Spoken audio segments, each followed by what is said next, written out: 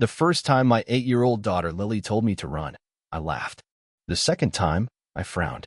The third time she whispered it, eyes wide with a fear no child should know, was 3 hours after my husband's car had disappeared down our tree-lined driveway, his business trip scheduled to last exactly 5 days. That time, I listened. In the silence of our too-perfect colonial house, with its fresh paint and creaking floorboards, Lily's small hand tugged mine as she led me to the space beneath her bed. There, wrapped in her unicorn blanket, was a shoebox containing 37 pill bottles with my name on them. Prescriptions I'd never filled. Conditions I'd never been diagnosed with. "Daddy says you're sick and forget things," she whispered, her voice barely audible over the sudden roaring in my ears. "But I know you're not." Then she showed me the cameras. Hidden in smoke detectors, picture frames, air vents, the eyes that had been watching me for months. I didn't know then about the insurance policy, or the other woman, or the careful documentation of my deteriorating mental state. I only knew what Lily told me as she helped me pack a single bag while glancing nervously at the kitchen clock. "We have to be gone before it gets dark, Mommy." The house on Maple Street was everything I'd ever wanted, 4 bedrooms, a wraparound porch, and a bay window where morning light spilled across the breakfast table. Kevin had surprised me with it 3 years ago after his promotion, presenting the keys with a champagne toast to new beginnings and the rest of our lives. I'd cried happy tears then, clutching his hand as we walked through empty rooms brimming with possibility. It's funny how memory works. Now I recalled the slight tightness around his eyes during that toast, the way his smile never quite reached them. How carefully he'd selected this particular house, with its deep basement and secluded location at the end of a quiet lane. At the time, I'd thought it romantic that he wanted us to have privacy. Now, I understood that isolation serves purposes beyond romance. We'd been married 11 years. Lily came along after 5 years of trying, our miracle baby with her father's dark curls and my questioning eyes. Kevin had always been the steady one, organized, practical, a financial advisor trusted by clients with portfolios worth millions. I was the dreamer, an art restoration specialist whose work came in unpredictable waves. The balance had worked for us, or so I believed. Looking back, the shifts had been so gradual I barely registered them. Kevin taking over our finances completely because I was too busy with Lily. The subtle comments that undermined my memories of events. The way he began casually mentioning to friends how forgetful I'd become since motherhood. His insistence that I take vitamins he prepared for me each morning in a small ceramic dish for your anemia, Sophie. "Remember when Dr. Hansen diagnosed you last year?" Except I had no recollection of that appointment, or of Dr. Hansen at all. Still, I'd swallowed those pills faithfully for months, fighting through increasing bouts of dizziness, fatigue, and foggy thinking. Parenthood, our friends nodded sympathetically when Kevin explained my frequent absences from social events. It takes so much out of you. The morning Kevin left for his Chicago business trip had seemed ordinary. His suitcase stood ready by the door, his passport and itinerary neatly arranged on the entry table. He'd kissed Lily's forehead and my lips, his aftershave lingering in the air long after the sound of his car faded. "Remember, your sister's coming to help with Lily on day 3, he'd reminded me, his hand cupping my cheek with unusual tenderness. "Everything's arranged. You just focus on resting." My sister Emma lived in Seattle and hadn't mentioned any visit. When I'd pointed this out, Kevin had frowned, concern etching lines around his mouth. "We discussed this last week, Sophie. You agreed it was a good idea. Don't tell me you've forgotten that conversation too?" The doubt had crept in immediately, cold and familiar. Had we discussed it? Had I forgotten something important again? The uncertainty must have shown on my face because Kevin had sighed, pulling out his phone to show me text messages with Emma confirming her arrival date. There they were, in black and white. Yet something felt wrong, a persistent splinter in my mind that wouldn't dislodge no matter how I tried to explain it away. After he'd gone, I'd found Lily sitting cross-legged on her bedroom floor, unusually quiet as she arranged her collection of sea glass in precise patterns. She hadn't looked up when I entered, just continued placing each colored piece with deliberate care. "Are you okay, sweetheart?" I'd asked, kneeling beside her.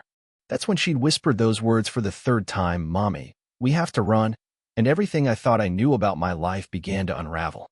The cameras came as the first shock. Lily showed me one hidden in her bedside lamp, then another disguised as a wall charger in the bathroom.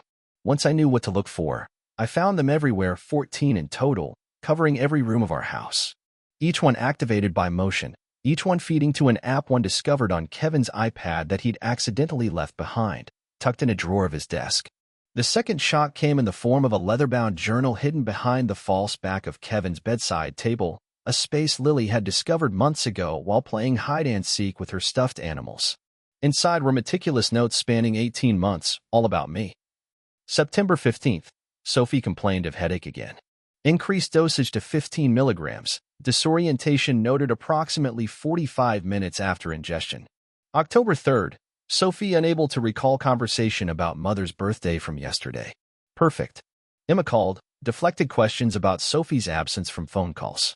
December 8th, Sophie questioned vitamin regimen for first time. Implemented gaslighting protocol, expressed deep concern, reminded her of doctor's orders.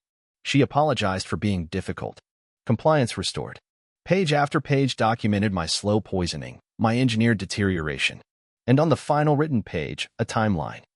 Asterisk April 10 to 14. Business trip, Chicago reservation confirmations printed for alibi, asterisk actual location. Cabin with Vanessa asterisk April 14th evening. Return home. Discover Sophie's suicide. Asterisk April 15th.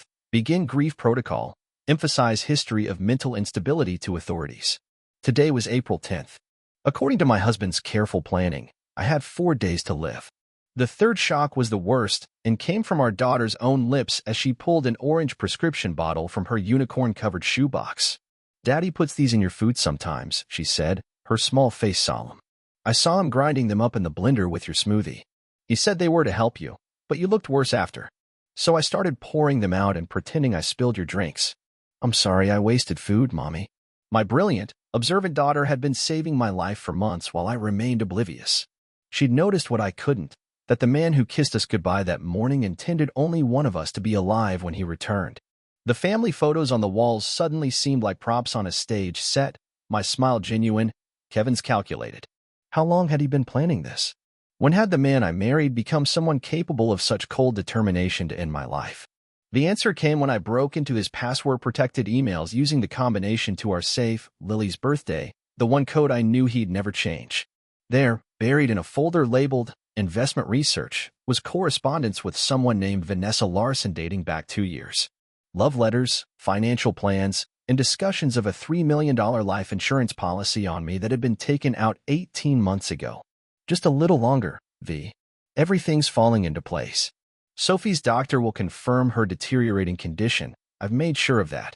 After it's done, we'll have to wait a year for the insurance investigation to clear, but then it's just us. Forever. My hands trembled as I forwarded every incriminating email to an account Kevin didn't know existed, my old university address I kept as a backup. Then I photographed pages of his journal, the pill bottles with my name, and the cameras he'd hidden throughout our home. The kitchen clock showed 2:17 p.m. According to Kevin's own notes, he wouldn't actually be in Chicago. The business trip was a fiction. He was heading to a cabin 3 hours north to establish his alibi with his lover. He'd return in 4 days expecting to find my body. Lily tugged at my sleeve, her face pale but determined. "Miss Parker said we could come to her house if we needed to," she whispered. Amelia Parker was my closest friend, a professor of chemistry at the local university. She'd been asking increasingly worried questions over the past months as my health issues escalated. Kevin had gradually limited my time with her, claiming her visits tired me out. Now I understood why. Amelia was too observant, too likely to piece together what was happening.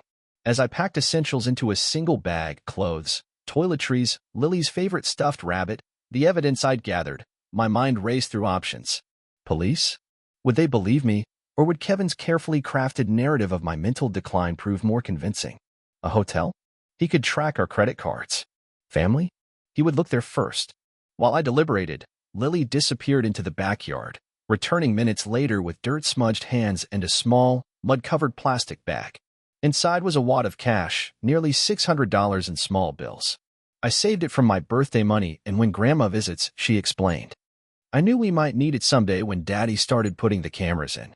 How long had my 8-year-old been preparing for this escape while I remained blind to the danger sleeping beside me each night? Shame and rage burned through me in equal measure, shame at my failure to protect her from this knowledge, rage at the man who had forced his daughter to become her mother's guardian. As the afternoon sunlight began its slow fade toward evening, we slipped out the back door with our meager belongings. I left my cell phone on the kitchen counter, another tracking device. I now realized and instead carried only the burner phone I'd purchased last month after Kevin had insisted on upgrading my regular phone with better security features. Lily held my hand tightly as we cut through the woods behind our property, following a path that would take us to the bus stop on Orchard Road, avoiding the main street where neighbors might spot us. Her small body moved with purpose, her eyes constantly scanning our surroundings. No child should be this vigilant, this prepared for flight. "Don't worry, Mommy," she whispered as we reached the road. "I won't let him hurt you." The words, so brave, so backwards in the order of protection, broke something open inside me. In that moment, I silently vowed that Kevin would never get close enough to try. Amelia's Victorian house on the edge of town had always seemed like something from a storybook, with its gingerbread trim and wildflower garden. Now, as we hurried up the porch steps in the gathering dusk, it represented something far more precious: sanctuary. She opened the door before we could knock, her eyes widening at the sight of our travel bag and Lily's dirt-smudged face. No questions, just a quick glance up and down the street before ushering us inside and drawing the curtains. "I've been worried sick," she said, leading us to her kitchen where the smell of vegetable soup simmering provided an incongruous normality. "You've missed our last 3 coffee dates, and when I called, Kevin said you were too unwell for visitors." The kitchen with its herb bundles hanging from ceiling beams and academic papers spread across the table felt almost painfully safe, a reminder of a normal life that had never really existed. As Lily accepted a bowl of soup, I spread out the evidence before my friend. Photographs of the hidden cameras, pages from Kevin's journal, printouts of the emails. Amelia's face grew progressively paler as she examined each item, her academic's mind cataloging and connecting the information with methodical horror. When she finally looked up, the shock in her eyes had hardened to something else: determination. "He's been poisoning you," she stated flatly, examining one of the pill bottles from Lily's collection. "This explains the symptoms you've been having. Sophie, this is thallium. It's designed to mimic a wasting disease. The bastard has been making you sick deliberately, documenting it, and setting up what looks like a suicide scenario." The clinical confirmation of what I'd already pieced together somehow made it more real and more terrifying. My husband of 11 years hadn't just fallen out of love with me. He'd been systematically working toward my death with the patience and precision of a scientist. "We need to go to the police," Amelia insisted, already reaching for her phone.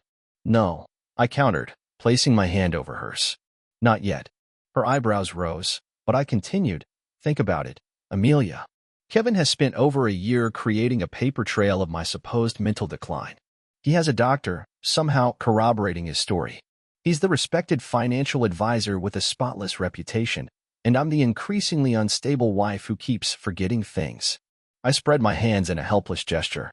It would be my word against his, and right now, his word has a lot more documentation behind it. Amelia's kitchen clock ticked loudly in the silence that followed. Lily had finished her soup and now sat drawing at the far end of the table, her crayon moving in determined strokes across the paper. "So what's your plan?"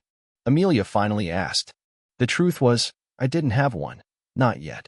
All I knew was that we needed to disappear long enough for me to gather more concrete evidence and let the poison leave my system. I needed to think clearly again, something that had become increasingly difficult over the past months. "We need somewhere to stay where Kevin can't find us," I said. "Just for a few days while I figure out next steps." Amelia nodded slowly. "My brother has a hunting cabin in the mountains. No internet, no cell service, but it's stocked with basics. He only uses it during deer season, which doesn't start for months." It sounded perfect, isolated, unknown to Kevin, and off any digital grid he might use to track us. As Amelia wrote down directions and dug through drawers for the spare key, Lily brought her drawing to me. It showed our house with a stick figure Kevin standing outside, a larger-than-life black cloud hovering over him. "Is Daddy a bad person?" she asked, her voice small but steady. "How do you answer such a question for a child? How do you explain that the father who read her bedtime stories was simultaneously plotting her mother's death?" I pulled her onto my lap, breathing in the familiar scent of her strawberry shampoo. "Your daddy made some very bad choices," I said carefully. "And those choices are dangerous for us right now. That's why we needed to leave." She nodded with a child's acceptance of partial truth. "Because of the lady in the blue car?" My heart stuttered. "What lady, Lily?" "The one who comes when you're at your art studio. She and Daddy talk in the car, and sometimes they kiss like in the movies." Her nose wrinkled with mild disgust at the thought. "She came to my school once to watch me at recess. She pretended she didn't know me when I waved." Another piece clicked into place. Vanessa Larson wasn't just Kevin's lover. She'd been actively present in our lives, watching from the periphery, perhaps even helping plan what would happen to me. And she'd been assessing Lily, which sent a whole new fear spiraling through me. What were their plans for our daughter after I was gone? Within an hour, Amelia had us loaded into her decade-old Subaru, our few belongings tucked beneath a blanket in the trunk. She'd insisted on driving us herself, unwilling to trust a taxi or rideshare that might leave a digital trail. As we pulled away from her Victorian house, I caught a final glimpse of our reflections in her hallway mirror, a hollow-eyed woman and solemn child, reduced to fugitives by the man who had promised to love and protect us. The mountain roads grew increasingly narrow and rough as we climbed higher, civilization falling away with each passing mile. Lily dozed in the back seat, exhaustion finally claiming her after the day's revelations. In the passenger seat, I fought my own fatigue, knowing it was partially due to whatever toxins still circulated in my system. "I've been researching while you packed," Amelia said quietly, her eyes fixed on the winding road ahead. "Thallium poisoning is treatable with Prussian blue, but it needs to be administered properly. I've called a former student who works at the University Medical Center. She's agreed to bring some to the cabin tomorrow." No questions asked. The relief that swept through me was so intense it brought tears to my eyes. For months I'd been fighting an invisible enemy, doubting my own mind and body as they betrayed me in ways I couldn't understand. Now, finally, there was an explanation, and potentially a cure. "Kevin created the perfect crime," I murmured, watching the trees thicken outside my window. "If you poison someone slowly enough, they just look sick. They act confused, forget things, become unreliable witnesses to their own demise." Amelia's knuckles whitened on the steering wheel. "It's not going to work, Sophie. We won't let it." The dirt road to the cabin was nearly invisible in the gathering darkness, marked only by an ancient, rust-spotted mailbox without a name. The building itself emerged from the trees like something forgotten by time, a simple one-room structure with a sagging porch and tin roof. Despite its rundown appearance, the sight of it filled me with more relief than our perfect colonial house ever had. Inside was basic but clean: a wood stove, 2 sets of bunk beds, a kitchen table with 4 mismatched chairs, and shelves stocked with canned goods and emergency supplies. No electricity except what came from a small generator out back. No running water beyond what could be pumped from the well. No neighbors for miles. No cameras recording our every move. After settling Lily on the lower bunk with her stuffed rabbit, I sat with Amelia at the kitchen table, a kerosene lamp casting long shadows across the worn wooden surface. For the first time in months, I felt my mind beginning to clear as we pieced together the fragments of Kevin's plan. "The life insurance policy is key," Amelia noted, reviewing the documents I'd managed to grab. $3 million is a significant motive, especially combined with his relationship with this Vanessa woman. I nodded, remembering the cheerful way Kevin had explained the policy when he'd taken it out. "Just being responsible, Sophie. God forbid anything should happen to either of us, but at least this way, the survivor would be taken care of. Just being responsible." The phrase took on a chilling new meaning now. "He's planned for everything," I said, the weight of it settling over me. The documentation of my mental decline, the cameras to record any erratic behavior, even a doctor who's either complicit or fooled into supporting his narrative. If I died as he planned, it would have looked like the tragic but not unexpected suicide of an increasingly unstable woman. Amelia's face hardened in the lamplight. "But you didn't die. And now we have evidence of his intent. Evidence that could be explained away," I countered. "The cameras? He could claim he was worried about my safety when he wasn't home. The journal? His private thoughts about dealing with a wife's mental health crisis. The pills?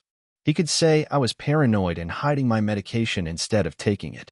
The hopelessness of the situation threatened to overwhelm me until Amelia reached across the table, her hand covering mine. "Then we need more than evidence. We need a confession." Outside, the wind picked up, branches scraping against the cabin's tin roof like fingernails.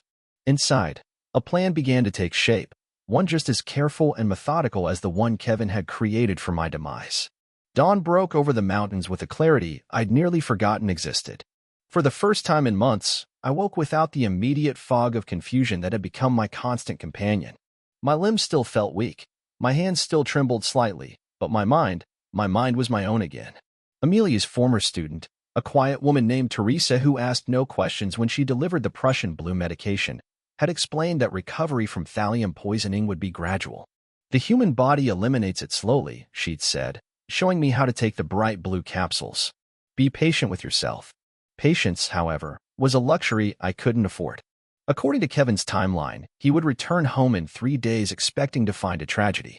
Instead, I intended to create one of my own design.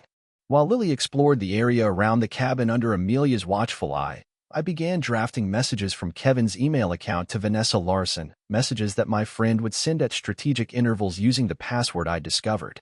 Nothing too suspicious, just enough to keep Vanessa from wondering why her lover had gone suddenly silent. Everything proceeding as planned. We'll contact when safe. Stay ready. Remember to delete these messages.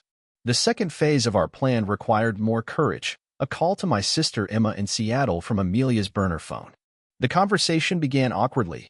We hadn't spoken in nearly 2 months, another red flag I'd missed as Kevin systematically isolated me. Kevin told me you were coming to visit, I said after our initial greetings. Something about helping with Lily while he's away on business? The silence on the other end confirmed what I already suspected. Sophie, that's not true, Emma finally replied, confusion evident in her voice. Kevin actually called me last week and said you weren't feeling well enough for visitors. He suggested I postpone my planned trip until summer. Piece by piece, Kevin's elaborate construct continued to unravel. The text messages he'd shown me, the ones confirming Emma's visit, had been manufactured, likely by creating a fake conversation on his phone. Just one more way he'd made me doubt my own memory, my own reality. With Emma now aware something was deeply wrong, she became another ally in our growing resistance. From Seattle, she began her own investigation, contacting the doctor whose name appeared on my prescription bottles, only to discover he had no record of me as a patient. The signatures, she confirmed, had been forged. On day 3 of our mountain refuge, as my strength continued to return, we implemented the most crucial part of our counterattack. Using Amelia's connections at the university chemistry department, we arranged for a comprehensive toxicology screening.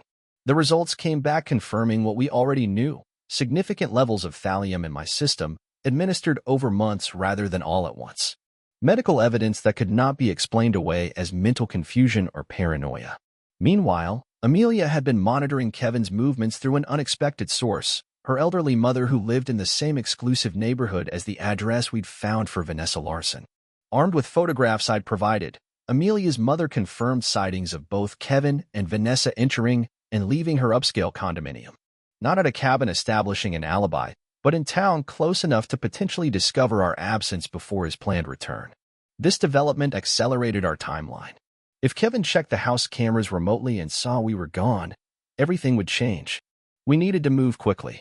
On the 4th day, I made the call I'd been preparing for, to Detective Sarah Winters, an officer I'd met years earlier while authenticating artwork for a fraud case. She'd given me her direct number afterward, impressed by my attention to detail. Now, I hoped that professional respect might translate to her taking my extraordinary claims seriously. To her credit, Detective Winters listened without interruption as I outlined the evidence we'd gathered: the hidden cameras, the journal entries, the falsified prescriptions, the toxicology results, the life insurance policy, the affair.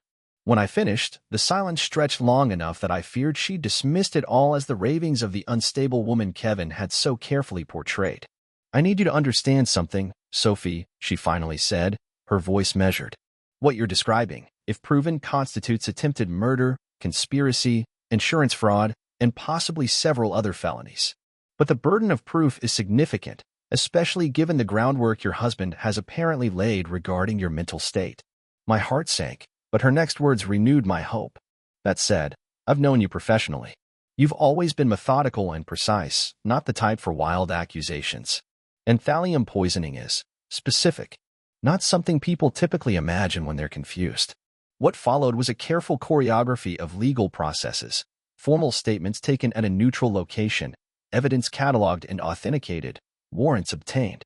Through it all, Lily remained with Amelia at the cabin, protected from the worst of the revelations about her father. The final piece of our plan required the most courage. I would return home before Kevin's expected arrival, apparently unaware of his intentions, and confront him with what I knew while Detective Winters and her team monitored from surveillance posts established around our property. The house on Maple Street looked exactly as we'd left it: perfect, pristine, poisonous. Walking through the front door felt like stepping into someone else's life, a stage set where I'd performed without realizing the script's deadly final act.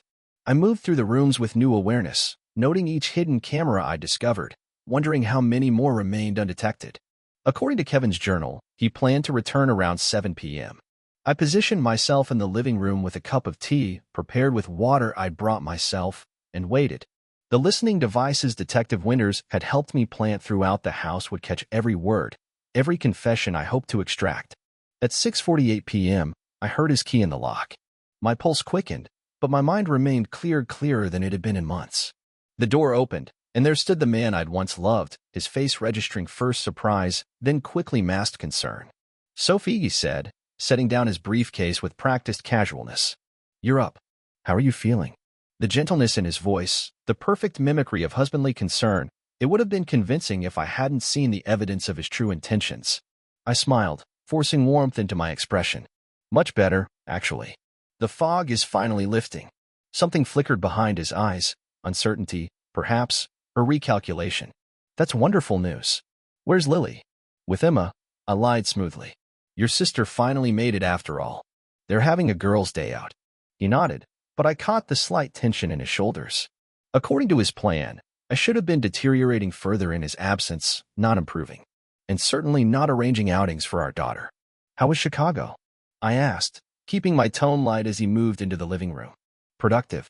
The client meetings went well." He loosened his tie, a gesture I'd seen countless times over our years together. Now it seemed like watching an actor preparing for a role. "Did you remember to take your medication while I was gone?" Here it was, the opening I needed. I took a careful sip of my tea before responding. "That's actually something I wanted to talk to you about, Kevin. I've been having some questions about my medication."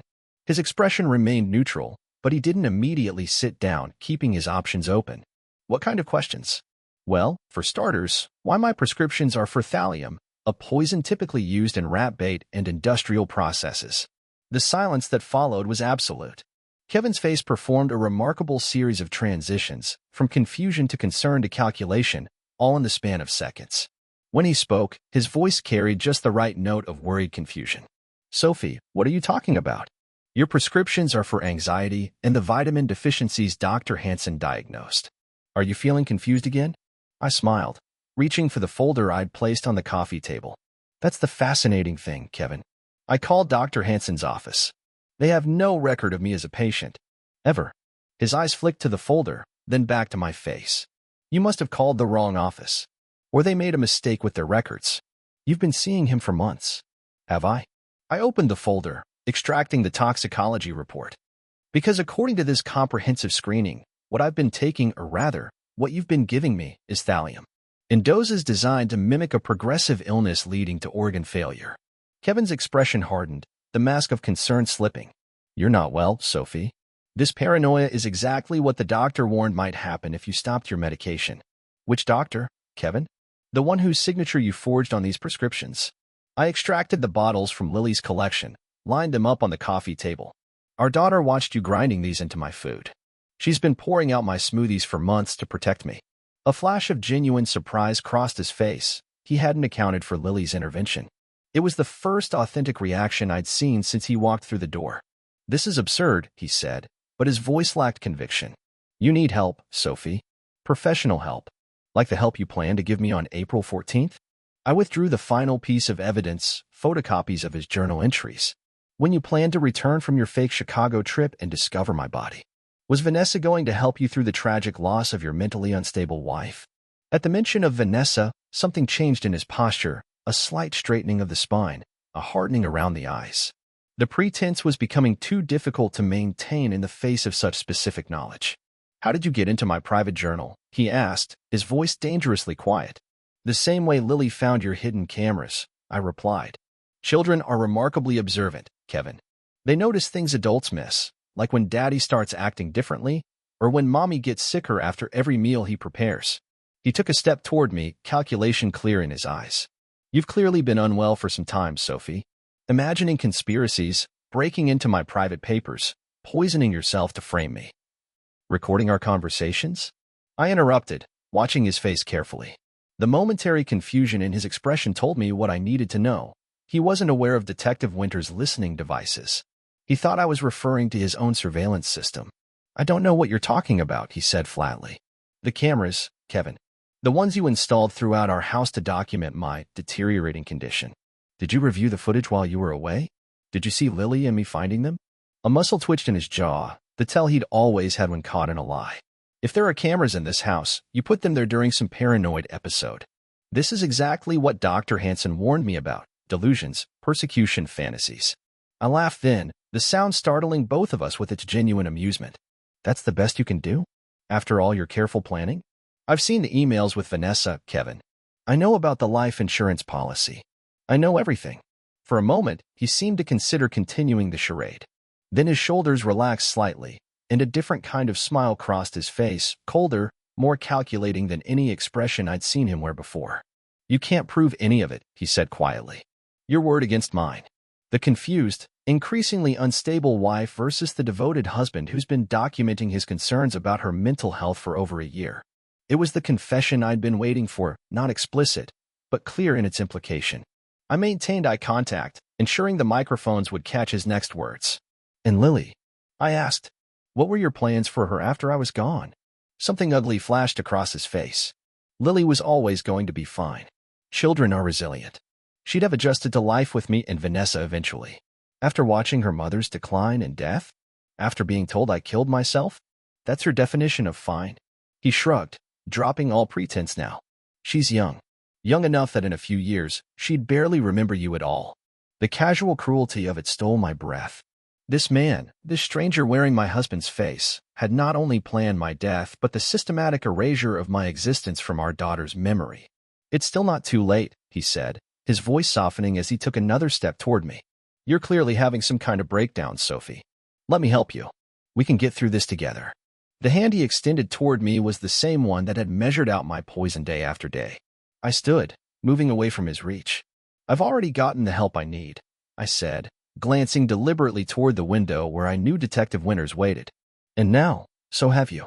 On cue, flashing lights illuminated our perfect colonial house as police cars pulled into the driveway. Kevin's face transformed with dawning comprehension, followed immediately by calculation, perhaps weighing his chances of disposing of the evidence, of discrediting me once more. It won't work, I told him, recognizing the thoughts crossing his face. The thallium is still in my system. The prescriptions are forged. Lily is a witness. And everything you've said in the past 10 minutes has been recorded. As Detective Winters knocked at our front door, Kevin turned to me with an expression I'd never seen before, a mixture of hatred and something like respect. I underestimated you, he said quietly. That won't happen again. But it would never have the chance to happen again. As the officers entered our home with warrants and handcuffs, the life Kevin had so carefully constructed, and the death he had planned for me, collapsed around him. Kevin Brennan, you're under arrest for attempted murder, conspiracy to commit insurance fraud, and domestic abuse, Detective Winters announced, her voice steady as she read him his rights. I watched as they led him away, his eyes never leaving mine until he passed through the doorway. The last glimpse I had of my husband was his profile, jaw clenched in fury, as he ducked into the police cruiser. In the sudden silence of our perfect house, I sank onto the sofa, the adrenaline that had sustained me finally ebbing away. Detective Winters sat beside me, her notepad open but temporarily forgotten. You did well, she said quietly. That was incredibly brave. But I wasn't thinking about bravery. I was thinking about Lily, waiting at Amelia's house, and how I would explain to an 8-year-old that her father would never read her bedtime stories again. The following months unfolded like scenes from someone else's life. Kevin's arrest made headlines, especially after investigators discovered the extent of his planning. The life insurance policy, the falsified medical records, the affair with Vanessa Larson, who quickly turned state's evidence against him in exchange for immunity. I never knew he was poisoning her, she insisted to prosecutors, her designer clothes and perfect manicure incongruous in the stark interview room. He told me Sophie was mentally ill and suicidal. I thought we were waiting for the inevitable. Whether the prosecutors believed her remained unclear, but her testimony, combined with the evidence we'd gathered, ensured Kevin would face the maximum penalties for his crimes. The physical recovery proved easier than the emotional one. As the thallium slowly left my system, my mind cleared completely, my coordination returned, and the persistent fatigue lifted. The psychological wounds cut deeper. The knowledge that the man I'd trusted most had systematically tried to erase me from existence, that he'd been touching me with hands that measured out my poison, that he'd kissed me with lips that lied about loving me. Lily's therapist explained that children are remarkably resilient, but resilience doesn't mean absence of pain. At night, I often found my daughter standing by her bedroom window, scanning the darkness as if looking for threats. She developed a ritual of checking locks 3 times before bed, and she refused to eat anything she hadn't seen me prepare from start to finish. "Will the bad thoughts ever go away?" she asked me one evening as I tucked her into bed. I stroked her dark curls, so like her father's, and wished I could lie to her, tell her that trauma leaves no lasting marks. Instead, I said, the bad thoughts get quieter over time, and we get better at noticing the good thoughts alongside them. We moved away from the colonial house on Maple Street, unable to feel safe within walls that had witnessed so much deception. The new apartment was smaller but filled with light. No hidden corners, no shadowed spaces. Emma relocated from Seattle to be closer to us, her presence a different kind of security than Kevin's had ever been. Amelia remained our steadfast ally, her chemistry expertise proving crucial during the trial when Kevin's defense team tried to suggest I'd poison myself during a mental breakdown.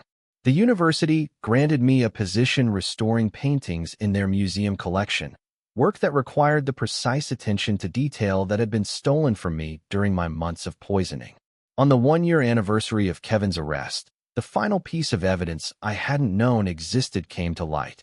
Among the possessions police had seized from Vanessa Larson's condominium was a flash drive containing videos, dozens of them, showing Kevin methodically preparing my food with white powder dissolved into sauces, smoothies, and even sprinkled over salads when he thought I wasn't looking. The footage had been filmed on Vanessa's phone during her visits to our home when I was working late at my studio. Not evidence of her innocence, as she'd hoped, but definitive proof of her complicity. The prosecutor's office immediately revoked her immunity agreement. When Detective Winters called to tell me about this development, she hesitated before adding, "There's something else on the drive, Sophie. Something you should know about." Her voice carried a weight that made me send Lily to her room before asking, "What is it?" "Plans for after your death. Detailed ones.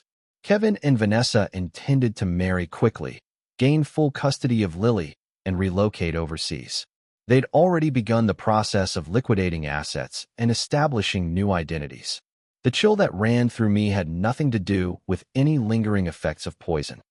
They were going to take my daughter. Yes, Detective Winters confirmed. To a country without extradition, where questions about a previous wife's death would never be answered. After we hung up, I sat in the silence of our new home, the knowledge of how close we'd come to complete destruction washing over me in waves. If Lily hadn't been so observant, if she hadn't warned me to run, if she hadn't preserved evidence of what was happening, both our lives would have been erased as thoroughly as footprints on a beach. Later that night, as Lily slept peacefully for once, I found myself standing by her bedroom door, watching the gentle rise and fall of her chest. My miracle child, who had saved my life with 3 simple words. "Mommy, we have to run." 5 years later, the gallery opening was more crowded than I'd expected, art enthusiasts, local media, and university donors mingling among the paintings I'd restored over the past half-decade. My work had evolved from simple restoration to creating my own pieces, each one exploring themes of perception, truth, and reality. The centerpiece of the exhibition was a large triptych titled The Warning, 3 panels showing a house that appeared perfect from the outside, its insides gradually revealed to contain hidden shadows and watching eyes. Critics had called it a masterful exploration of domestic deception without knowing the personal history behind its creation. As I circulated through the crowd, accepting congratulations and fielding questions about my techniques, I caught sight of Lily across the room. At 13, she'd grown tall and confident, her dark curls now streaked with blue highlights that had been a recent birthday negotiation. She was explaining one of my smaller paintings to an elderly couple with the seriousness of a seasoned docent. "The technique is called pentimento," I heard her say. "It's when an artist paints over something, but eventually the underlying image starts to show through again. My mom says the truth always finds a way back to the surface." The truth had indeed surfaced. Kevin was serving a 20-year sentence for attempted murder, with additional charges of conspiracy that had extended his time. Vanessa Larson had received 15 years for her role in the plot. The doctor who had been persuaded to falsify my medical records had lost his license. And we had rebuilt our lives layer by layer, sometimes painting over the pain, knowing it might show through eventually, but creating beauty around it nonetheless.